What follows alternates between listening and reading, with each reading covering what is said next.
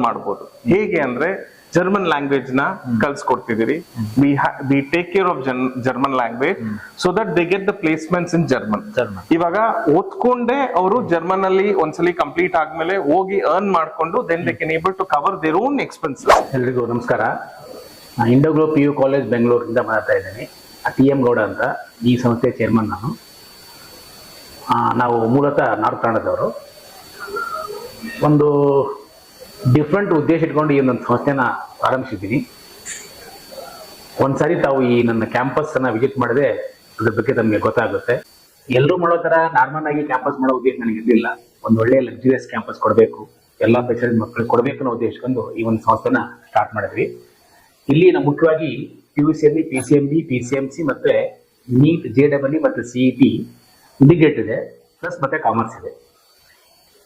ಎಲ್ಲನೂ ಕಾಮನ್ ಆಗಿ PUC ಇರುತ್ತೆ.